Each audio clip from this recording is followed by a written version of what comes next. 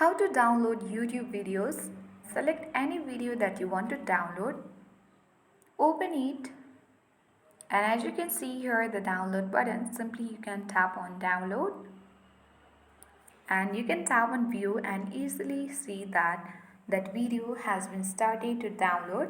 And once you are offline, you can easily view that downloaded YouTube videos. So when you scroll and open other videos as well,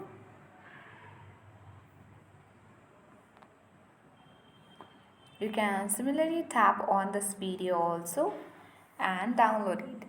So on some of the videos that might require the premium facility in order to download. So if you are premium user, then you can only be able to download those YouTube videos which requires premium. So that's how we easily download YouTube videos. I hope this video was helpful. Thank you for watching and see you in the next video.